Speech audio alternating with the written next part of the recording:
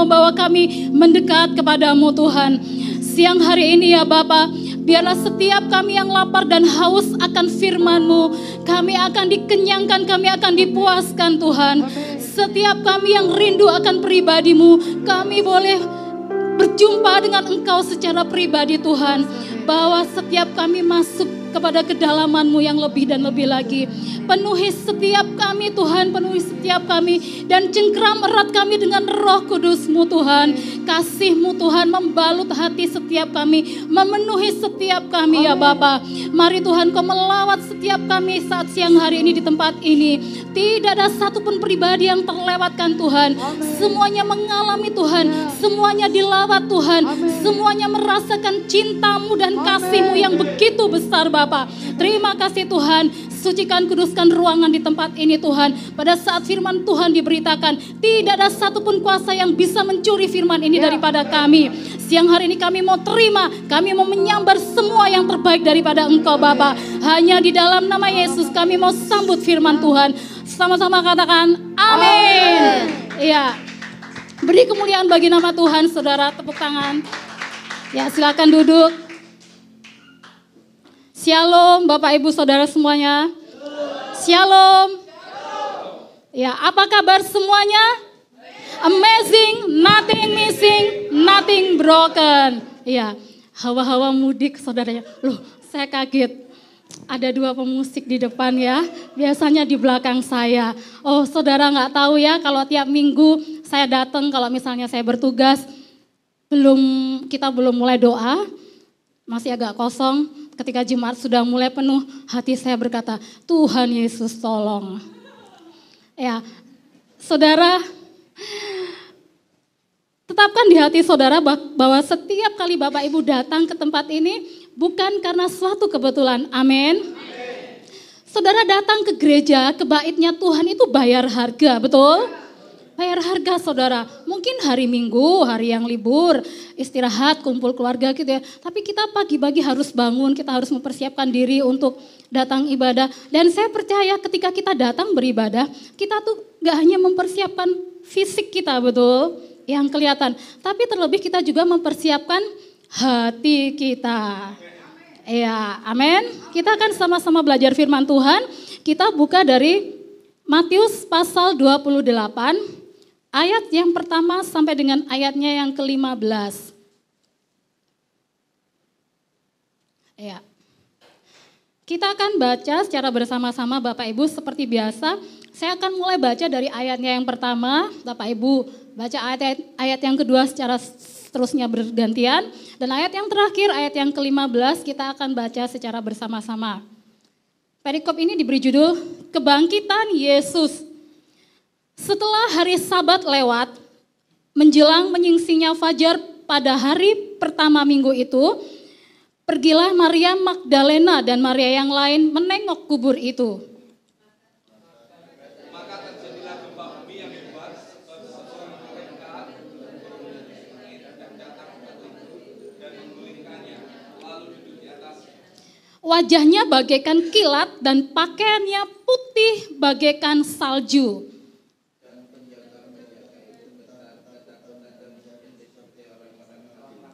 Akan tetapi malaikat itu berkata kepada perempuan-perempuan itu, janganlah kamu takut, sebab aku tahu kamu mencari Yesus yang disalibkan itu.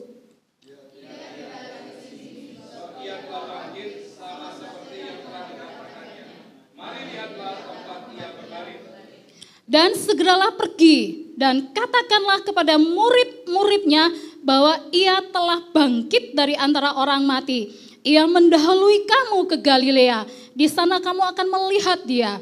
Sesungguhnya aku telah mengatakannya kepadamu.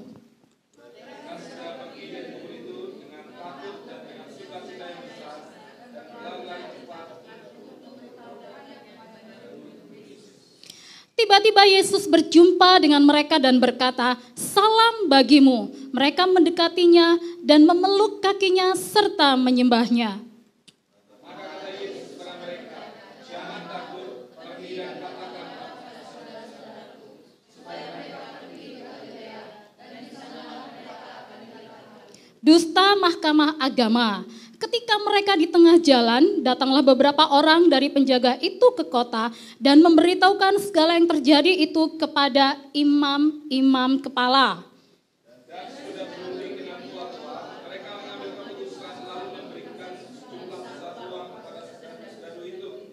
Dan berkata, kamu harus mengatakan bahwa murid-muridnya datang malam-malam dan mencurinya ketika kamu sedang tidur.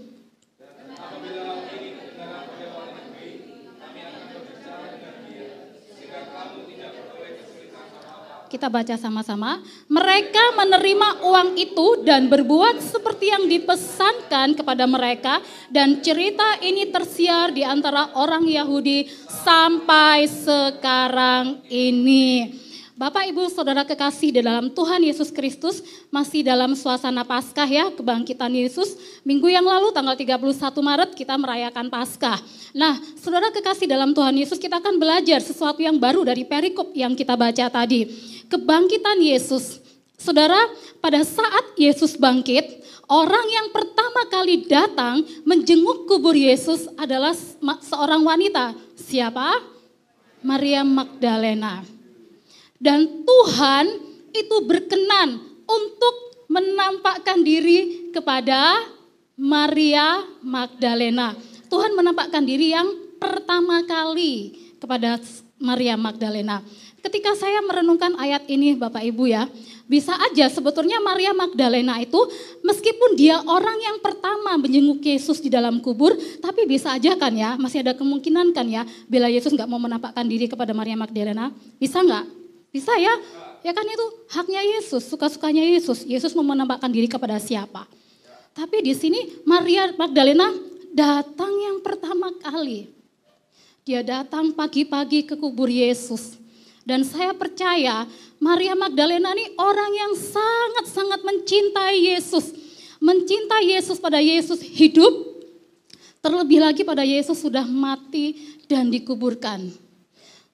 Maria Magdalena saya percaya bahwa setelah kisah penyaliban Yesus di atas kayu salib, dia salah satu saksi yang menyaksikan Yesus disalib. Saya percaya setelah Yesus gurunya ini mati di salib, saya percaya Maria Magdalena ini sangat-sangat berduka cita, sangat bersedih. Bahkan ketika saya merenungkan ayat ini, perikop ini saudara, Maria Magdalena mungkin ada kemungkinan dia nggak bisa tidur. Dia resah Bapak Ibu. Dia resah, dia nggak bisa tidur. Drama tentang penyaliban Yesus masih terngiang-ngiang, masih berputar-putar di benaknya, di hatinya, di pikirannya.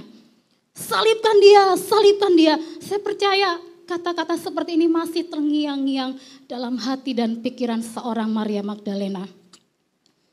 Dia malam mungkin nggak bisa tidur, resah, balik kiri, balik kanan, sedih, berduka atas kepergian gurunya. Karena cintanya yang besar kepada Yesus. Saya bayangkan seperti ini ya Bapak Ibu. Dia nggak bisa tidur, dia bangun pagi-pagi buta. Ketika fajar menyingsing. Mungkin dia membetulkan, merapikan rambutnya. Dia ambil rempah-rempah untuk ke kubur Yesus terus didekat. Dia pakai sepatunya, dia menalikan tali-tali kasutnya. Kemudian dia memakai kerudungnya. Pagi-pagi buta, dingin, gelap, dia datang ke kubur Yesus. Injil Matius mencatat Maria Magdalena bersama dengan Maria yang lainnya. Tapi kalau kita baca dalam Injil Yohanes, Maria Magdalena ini seorang diri ke kubur Yesus, Bapak Ibu. Poin pertama, saudara tangkap. Maria Magdalena mencari Yesus ini tidak ada iming-iming apa-apa. Dia benar-benar datang kepada Yesus, mencari Yesus, menengok kubur Yesus hanya karena cintanya, hanya karena kasihnya, hanya karena ketulusan dan kemurnian hatinya. Inilah yang membawa Maria Magdalena untuk pergi ke kubur Yesus.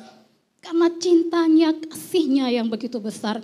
Saudara, dalam perenungan saya ya, ketika saya mempersiapkan firman Tuhan ini, saya tuh tiba-tiba teringat beberapa tahun yang lalu. Papa saya almarhum tahun 95 Bapak Ibu. Ketika itu usia beliau masih 48 dan kebetulan makamnya tuh tidak jauh dari rumah ya. Bisa ditempuh dengan jalan kaki. Jadi mama saya itu pagi ke kubur. Nanti siang ke kubur lagi, sore itu kadang ke kubur. Nangis di makam gitu ya Bapak Ibu. Nah kami anak-anaknya mencoba menghibur mama. Tapi mama selalu bilang, kamu gak ngerti, kamu belum nikah. Kamu gak bisa merasakan apa yang mama rasakan. Ya Bapak Ibu, seperti itu. Tapi Maria Magdalena ini datang ke Yesus ini bukan seperti istri dan suami gitu enggak ya. Tapi karena cinta kasihnya yang besar kepada Yesus. Gurunya, Tuhannya. Inilah yang membawa Maria datang kepada Yesus. Saudara, dari ayat ini saya mau katakan, seberapa besar, seberapa banyak orang-orang Kristen akhir zaman ini datang kepada Yesus itu dengan hati yang murni, hati yang tulus, tidak ada iming-iming, tidak ada embel-embelnya Bapak Ibu ya. Maria Magdalena datang kepada Yesus, dia nggak dengar ada pengumuman. Datanglah ke kubur Yesus, pagi-pagi fajar menyingsing, kamu akan bertemu dengan malaikat Tuhan, kamu akan melihat batu yang terguling. Nggak ada pengumuman seperti itu. Jadi murni dia datang kepada Yesus karena cintanya, sayangnya, kasihnya kepada Tuhan gurunya itu benar-benar murni. Sama-sama katakan murni, tulus. Ayat berikutnya dikatakan, maka terjadilah gempa bumi yang hebat sebab seorang malaikat Tuhan turun dari langit. Saudara, malaikat Tuhan turun dari langit bukan untuk membangkitkan Yesus karena Yesusnya ini sudah bangkit. Malaikat Tuhan ini datang kepada Maria Magdalena karena Maria Magdalena ini sekali lagi tulus murni di hadapan Tuhan. Orang yang mencari Yesus dengan tulus murni motivasi yang benar, dia akan mengalami perjumpaan supranatural. Saudara, langit terbuka, malaikat Tuhan turun dari langit, dari sorga Bapak Ibu. Seakan-akan malaikat Tuhan ini mau ngomong, Maria, karena engkau tuh murni cari Yesus, maka gua ini diutus untuk nemuin kamu, gitu ya, untuk berjumpa dengan kamu. Bukan untuk membangkitkan Yesus, malaikat Tuhan ini saudara. Dari yang kita bisa lihat, wow, malaikat Tuhan turun dari langit. Maria Magdalena mengalami perjumpaan supranatural dengan malaikat Tuhan. Apakah dia berpikir ketika Maria Magdalena berangkat dari rumah pagi-pagi buta, apakah dia berpikir dia akan berjumpa dengan malaikat Tuhan? Enggak. Sama sekali dia tidak terbersit, nanti aku datang ke kubur Yesus, aku akan ketemu malaikat Tuhan. Enggak ada pikiran Maria Magdalena seperti itu. Di luar ekspektasi saudara ya, dia bertemu dengan malaikat Tuhan ini. Ayat yang ketiga, wajahnya bagaikan kilat dan pakaiannya putih bagaikan salju. Dan penjaga-penjaga itu gentar ketakutan dan menjadi seperti orang-orang mati. Dari ayat yang keempat ini kita bisa tahu, wow, ternyata ada dua kelompok ya yang menyaksikan, merasakan gempa yang sama. Lihat malaikat yang sama, ternyata ada dua kelompok, Maria Magdalena dan penjaga-penjaga kubur Yesus. Ada dua kelompok yang menyaksikan ini, tapi efeknya beda saudara. Nanti kita akan lihat itu di ayat selanjutnya. Ayat yang kelima, akan tetapi malaikat itu berkata kepada perempuan-perempuan itu, janganlah kamu takut, sebab aku tahu kamu mencari Yesus yang disalibkan itu. Garis bawahi kata mencari Yesus saudara. Noleh kepada orang di sebelah kiri kanannya, katakan mencari Yesus. Mencari Yesus. Nah, saya semalam itu ingat ya Pak Gembala ini kan sering, ayo saudara cari Tuhan, cari Yesus. Ya sering ngomong seperti itu. Nah saudara mencari Yesus. Dia tidak cari yang lainnya. Datang ke gereja, datang berjumpa dengan Yesus, itu mencari hadirat Tuhan. Bukan mencari hadiah. Bukan mencari, mohon maaf, bukan mencari sembako Bapak Ibu ya. Jadi kalau ada yang terima sembako itu bonus kemurahan Tuhan gitu. Nah, murni mencari Yesus saudara. Maria Magdalena tidak ada embel-embel. Tidak ada motivasi lain di hati seorang Maria Magdalena. Ayat yang keenam, ia tidak ada di sini sebab ia telah bangkit.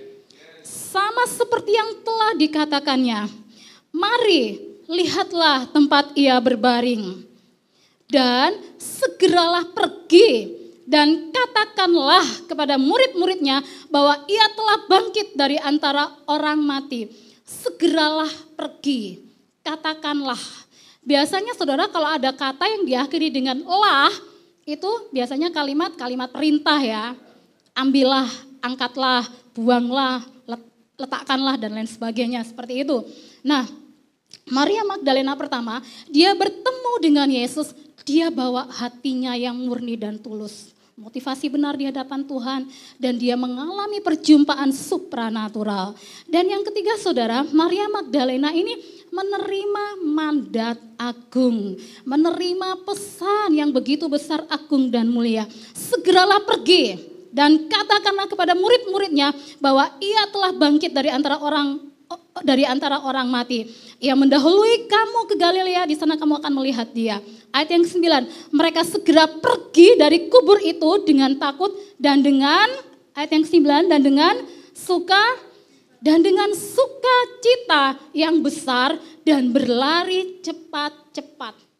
Maria Magdalena ketika dia dengar, ketika dia terima mandat itu, pergilah, katakanlah, responnya Maria ini cepat atau lambat saudara? Cepat, berlari cepat-cepat, segera. Maria nggak ketenggengan lihat malaikat Tuhan gitu ya. Terus Maria, aduh ini sungguhan Tuhan, ini bukan makhluk jahat ya. Karena Maria Magdalena ini kan orang yang pernah Yesus mengusir 7 roh jahat dari dalam dirinya gitu ya. Iya, ke-7 roh jahat. Nah, ketika Maria Magdalena lihat malaikat Tuhan, dia nggak ketenggengan. Tuhan apa ini roh jahat ya? Enggak, Maria tahu itu malaikat Tuhan. Dan ketika dia dapat mandat, segeralah pergi, katakanlah. Dia meresponnya dengan cepat, dia taat Bapak Ibu. Nah saudara, Tuhan itu membutuhkan orang Kristen akhir zaman ini yang mau respon dengan taat dan cepat kepadanya. Tuhan gak mau orang yang berlambat-lambat. Tuhan mau orang yang tidak hanya sekedar bisa terima pesan, mendengar pesan, tapi Tuhan mau orang yang bisa melakukan firman Tuhan. Cepat, segera, dan tidak berlambat-lambat. Orang Kristen akhir zaman sudah bukan lagi standarnya ya taat atau tidak taat, tapi seberapa besar kita melakukan ketaatan itu. Levelnya harus naik di hadapan Tuhan. Amin. Salah satunya itu saudara ya. Nah, mereka ayat yang ke-8, mereka segera pergi dari kubur itu dengan takut dan dengan sukacita yang besar dan berlari cepat-cepat untuk memberitahukannya kepada murid-murid Yesus. Wow, Maria ini yang ngasih tahu 11 murid Yesus ya, waktu Yesus bangkit.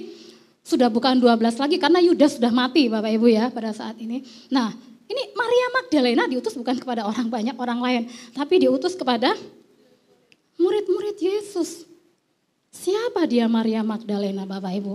Kalau mau kita kembalikan, siapa saya dan saudara ya? Kalau misalnya Tuhan itu kasih kesempatan, Tuhan tuh ingin kita pun seperti ini, memberitakan Yesus di luar sana. Kita pun diutus, seperti halnya Maria Magdalena memberitakan kebangkitan Yesus.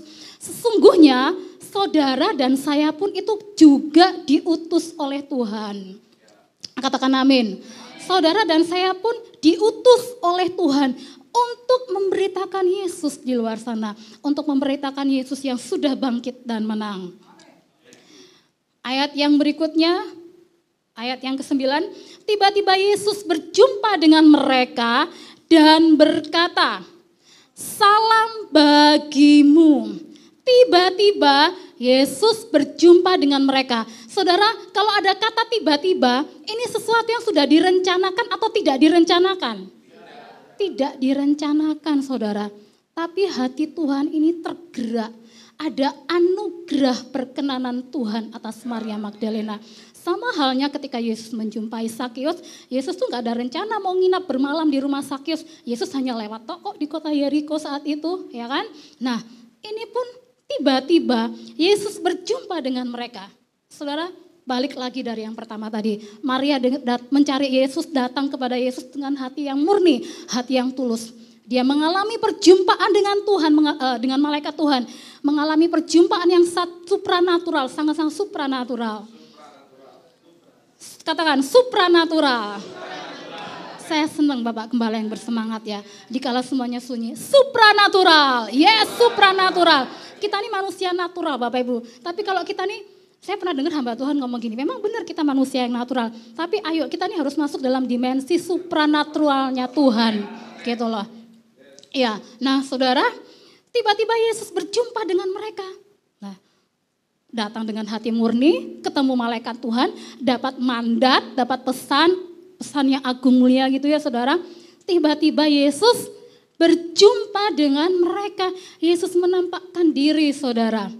Maria nggak hanya sebatas ketemu dengan malaikat, tapi jumpa juga dengan Yesus. Yesus berkata apa? Salam bagimu. Ini yang biasa dikatakan orang Yahudi, shalom, shalom, salam bagimu. Wow gitu loh ya. Seberapa kita yang hadir di saat ini kita merindukan Yesus itu melawat setiap kita. Yesus menjumpai saudara dan saya. Yesus tidak hanya menjumpai tok, tapi Yesus ngomong salam bagimu. Yesus ngomong seperti ini, salam bagimu Pak Evan, salam bagimu Ibu Ina, salam bagimu Pak Ria di Bu Tuti, salam bagimu Ko Denny Johnson, salam bagimu. Wow, mengalami perjumpaan dengan Yesus. Tidak hanya ketemu dengan malaikat Tuhan gitu loh saudara ya. Maka kata Yesus kepada mereka, jangan takut, pergi dan katakanlah kepada saudara-saudaraku supaya mereka pergi ke Galilea dan di sanalah mereka akan melihat aku. Nah, kita akan masuk dalam perikop yang selanjutnya, dusta mahkamah agama. Saudara, tadi di depan saya katakan bahwa ada dua orang yang menyaksikan malaikat Tuhan ini turun dari langit. Dua kelompok, bukan dua orang ya, dua kelompok. Yang satu adalah Maria Magdalena dan yang satunya lagi adalah para penjaga. Mereka dua kelompok ini sama-sama merasakan gempanya, sama-sama melihat malaikat Tuhan turun dari langit. Bahkan saya percaya ketika Maria dapat mandat agung ini, para penjaga ini juga dengar kan? Dia juga dengar. Berarti kan dia sebetulnya juga dengar, terima gitu loh ya. Tapi efeknya berbeda, responnya berbeda. Maria Magdalena, dia pergi dan mengatakannya kepada murid-murid Yesus yang lainnya yang 11 orang tadi. Nah, tapi para penjaga ini ketika mereka di tengah jalan, datanglah beberapa orang dari penjaga itu. Penjaga itu adalah penjaga kubur Yesus, pasukan Romawi gitu ya saudara. Dan memberitahukan segala yang terjadi itu kepada siapa? Kepada imam kepala saudara. Imam kepala, katakan bersama saya. Imam kepala. Kalau kita ngomong imam, itu seorang pemimpin atau pemuka agama, betul? Nah, kalau dikatakan imam kepala, berarti dia yang memimpin gitu ya, punya jabatan gitu loh, memimpin para imam lainnya. Imam kepala. Nah, imam kepala ini ya secara kasarnya bolehlah kita ngomong, buka mata firman Tuhan dari pagi sampai siang malam, firman Tuhan gitu ya. Nah, tapi justru imam kepala ini yang merencanakan, mufakat kebohongan besar ini imam kepala ini. Mereka ini setiap hari melayani Tuhan seorang imam. Tapi kalau mereka tidak ketemu Yesus, mereka nggak punya hati yang murni, yang dilakukan apa saudara? Lain. Imam kepala ini lain saudara ya. Mereka imam loh, pemimpin agama dalam perjanjian lama. Imam ini menyelenggarakan kebaktian. Dia yang berhak masuk ke ruang maha kudus, ke ruang kudus membawa korban, sembelihan hewan-hewan dan lain sebagainya. Sudah bukan imam lagi tapi imam kepala gitu loh. Tahu firman Tuhan, ngelotok. Pagi buka mata firman Tuhan, nyanyi sampai malam tutup mata firman Tuhan. Tapi malah apa yang dilakukan imam-imam kepala ini? Ketemu sama penjaga, apa yang dilakukan saudara? Mereka menyogok. Iya, jadi penjaga-penjaga kubur itu disogok, dikasih uang Bapak Ibu ya. Ya, disuap. Dikasih suap, terima uang suap. Prajurit-prajurit Romawi ini. Dalam bayangan kita mereka tuh bengis, sangar, kejam gitu loh ya. Menjaga kubur Yesus. Ujung-ujungnya mereka bisa disuap dengan duit, uang, cuan, money gitu ya. Hal-hal yang bisa merusak perjumpaan kita dengan Tuhan. Merusak encounter kita dengan Tuhan. Salah satunya adalah uang. Cuan, money, uang saudara. Ya saudara, semua orang butuh uang gitu ya. Tapi uang bukan segalanya, tapi segalanya tuh butuh uang. Dan Yesus pun tidak anti berkat kok ya saudara. Yesus gak anti berkat, Yesus gak anti uang. Yesus tuh juga rindu memberkati saudara dan saya. Dan ketika Yesus memberkati, Yesus tuh gak, sebetulnya hati Yesus tuh wah berkatnya tuh bro-broan gitu loh. Gak hanya sekedar receh, gak hanya sekedar seperti hujan gerimis. Tuhan itu ingin memberkati kita seperti hujan yang deras, kelimpahan gitu loh ya. Tuhan tuh rindu seperti itu saudara. Nah, dan berkata ayat yang ke-13, dan berkata, kamu harus mengatakan bahwa murid-muridnya datang malam-malam dan mencurinya ketika kamu sedang tidur.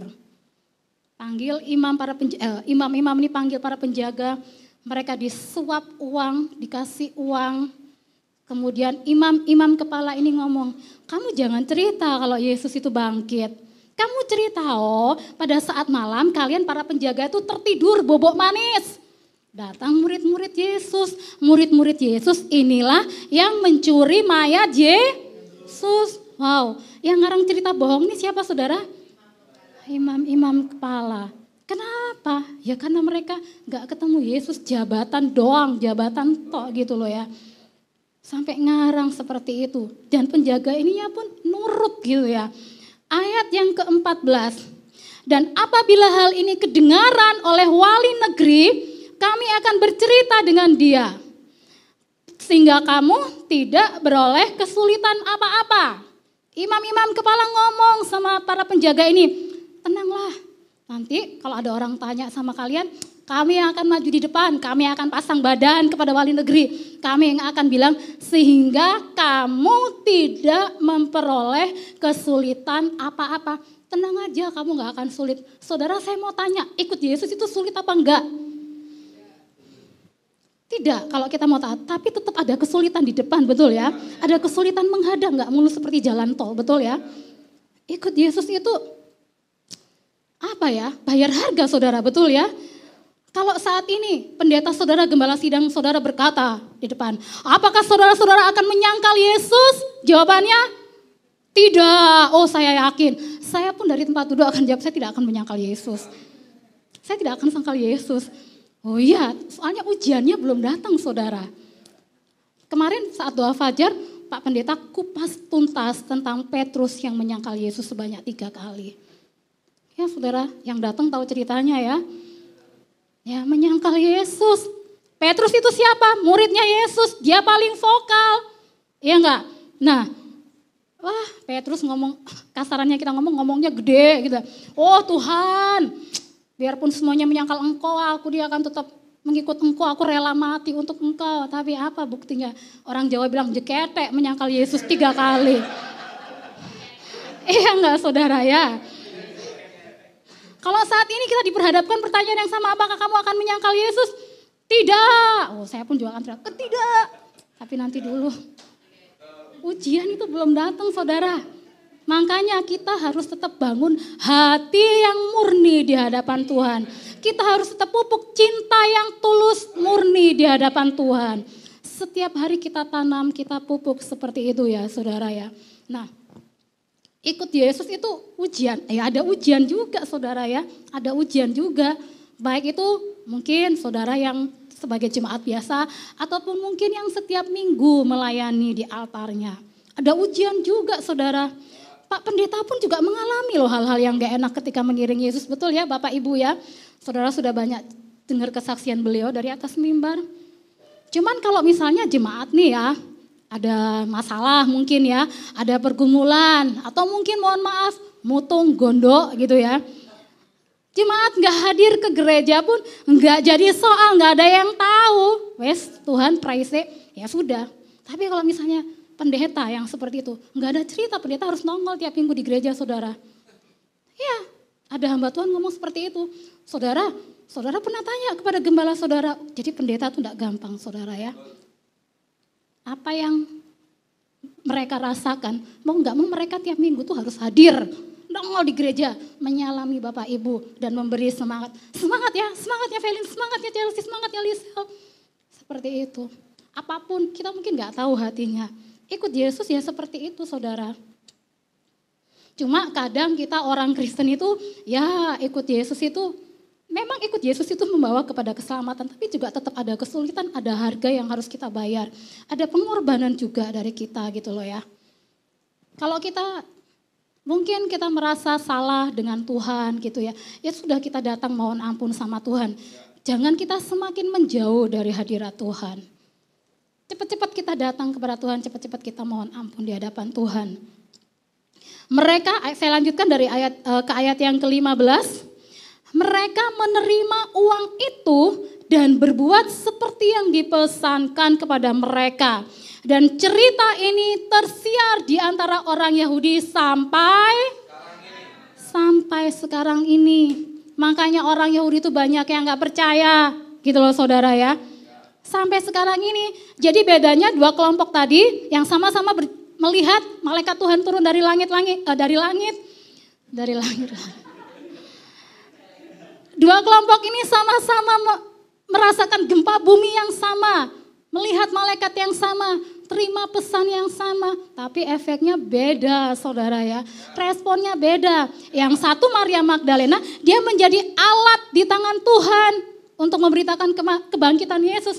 Tapi yang satunya lagi menjadi alat di tangan iblis. Saudara kekasih dalam Tuhan Yesus Kristus, dari perikop, dari firman Tuhan yang saya bagikan saat siang hari ini, jadi saya akan ulangi dan tidak akan bosan-bosannya. Pertama saudara, ketika kita datang kepada Tuhan, miliki hati yang murni, miliki cinta yang tulus, tidak ada iming-iming, tidak ada embel-embel. Kalaupun saudara dapat berkat, itu adalah bonus dari Tuhan ketika kita mengiringi Yesus, ketika kita setia. Saudara, yang kedua, ketika kita memiliki hati yang murni di hadapan Tuhan, tulus, apa yang kita dapatkan saudara, kita mengalami perjumpaan supranatural dengan Tuhan. Berjumpa dengan malaikatnya, enggak hanya berjumpa dengan malaikatnya, berjumpa dengan Tuhan. Yesus ngomong, salam bagimu. Dan yang ketiga saudara, setiap saudara dan saya ini terima mandat agung dari Tuhan. Pergi dan mengabarkan Injil. Masih banyak orang-orang di luar sana yang belum kenal Yesus. Masih banyak orang-orang di luar sana yang belum tahu siapa Yesus itu ya. Yang ada di sosmed kalau tiap hari kita lihat perdebatan gitu ya, apalagi Elia Miron ya Pak ya, Miron. Kristen apologet itu ya. Waduh, nah saya ini kebetulan orangnya suka baca komentar-komentar netizen gitu loh ya. Wow, wih. Saya baca, ada yang komentar kayak gini. Oh ya ampun. Waduh seperti itu ya. Wes firman Tuhan gak usah diperdebatkan, tapi firman Tuhan itu dilakukan, amin.